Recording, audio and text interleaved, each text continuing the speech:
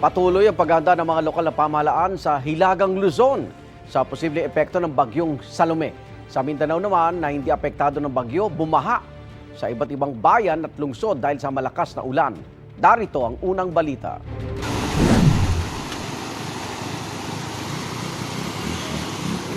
Sa gitna ng rumaragas ang baha sa Barangay Paruwayan sa Alamada, Cotabato, dalawang motorcycle rider ang halos tangayna ng tubig. Tinawid ng dalawang overflow bridge sa sitio Campo 1 pero nahirapan silang makadaan dahil sa lakas ng agos ng tubig. Maya-maya pa'y natumba ang motor ng isa sa kanila. Pinilit itong itayo ng lalaking rider pero pahirapan dahil sa pagragasa ng baha. Gamit ang lubid, tinulungan sila ng ilang residente at sundalo para makaahon. Umapaw naman ang isang sapa sa Coronadal City sa South Cotabato dahil sa matinding pag-ulan. Dahil dyan, bumaha sa ilang barangay sa lungsod. Pinasok pa ng tubig ang ilang bahay.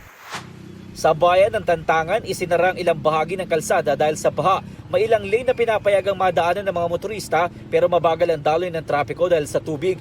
Tumulong ang ilang kawani ng Municipal Disaster Risk Reduction and Management Office at Traffic Section sa pagmamando ng trapiko. Halos ganyan din ang naranasan sa Takurong Sultan Kudarat. Lampas gutter ang baha kaya mabagal ang takbo ng mga sasakyan. Hindi naman madaanan ng ilang kalsada sa Balabagan, Lanao del Sur dahil din sa baha. Ayon sa Pag-asa, Intertropical Convergence Zone o ITCZ ang nagpaulan sa iba't ibang bahagi ng Mindanao.